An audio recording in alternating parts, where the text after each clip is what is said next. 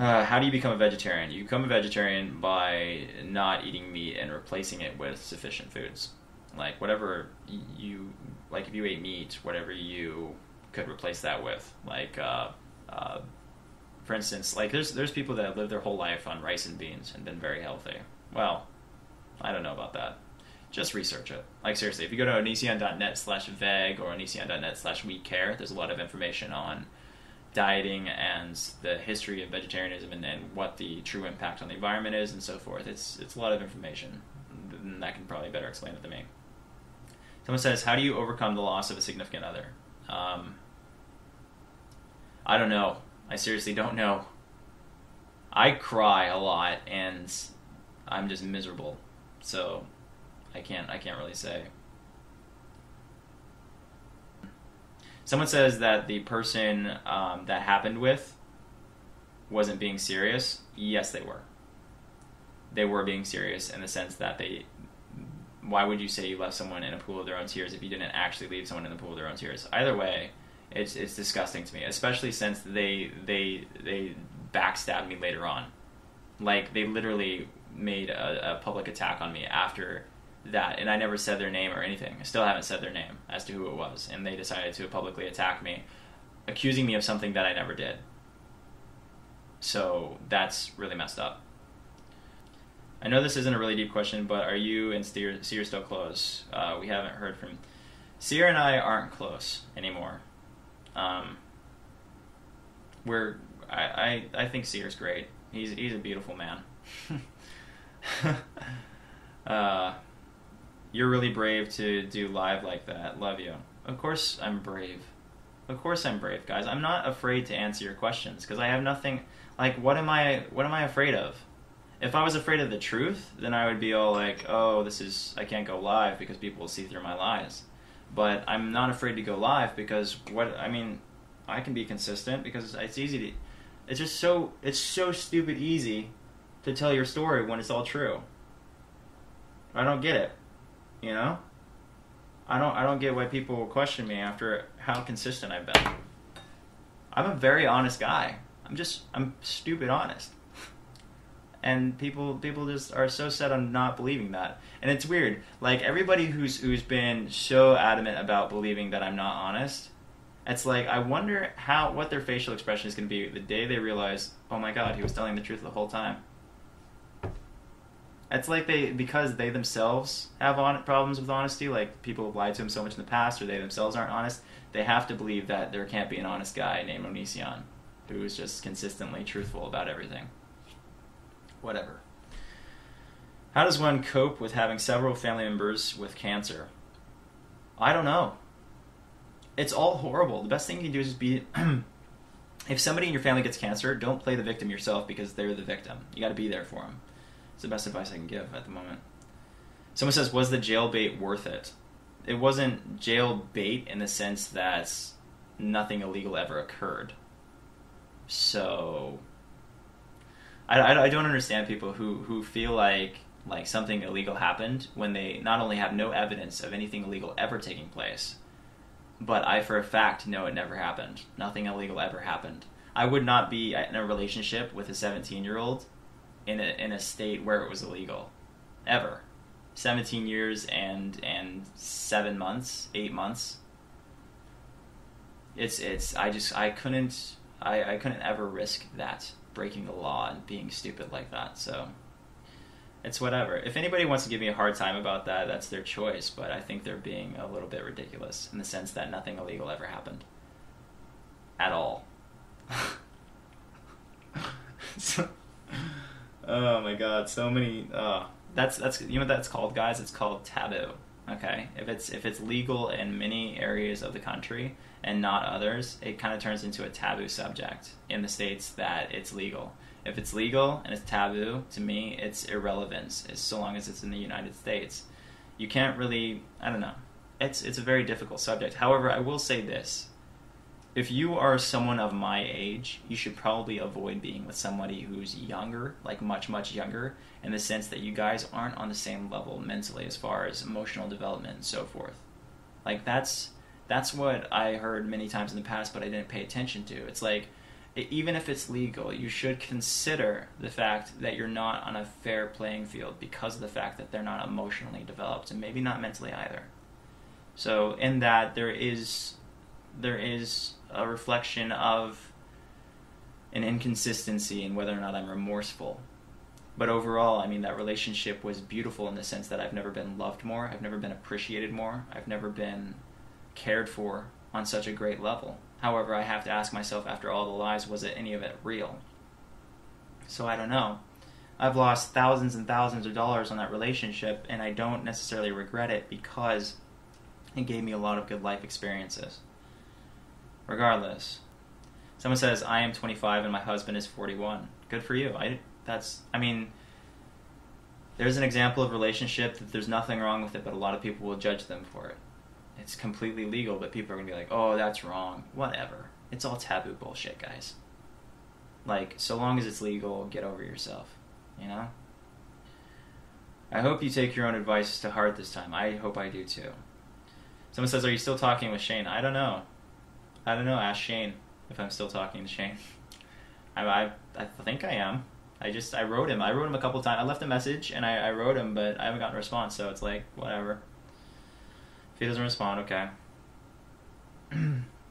Someone says, how do you grow long hair so fast? A healthy diet? That's the answer. Someone says, do you like sausages? No, I don't. I mean, actually, there's vegetarian sausages, which are actually amazing. Amazingly delicious vegetarian sausages. Not all of them, but some. Someone says, do you hate everyone who's not a vegetarian? No, I don't. I think vegans are great. Like, they're troopers. And fruitarians are awesome. And pescatarians, I mean, it sucks that they're doing what they're doing, but they're probably the healthiest meat eaters out there. And the regular meat eaters, I wish they wouldn't do what they're doing, but I don't hate them. There's no point in hating them. Are you worried about personal information floating around the internet? It happens. It sucks, but it happens. People keep asking about a certain channel that focuses a lot on meat, and they're asking if I like it. I mean, I don't even see why you have to ask that question. It should be obvious. Why do you completely bash meat eaters when you just started being vegetarian like 4 years or so ago? Because when you change your ways, you see how ugly what you were was, and it's like I'm bashing who I was too, on top of that. I'm just telling you guys not to hurt animals. I don't see what's wrong with that. I mean, even if I do it in an aggressive manner, it's like, you gotta remember that you guys came to me. I'm not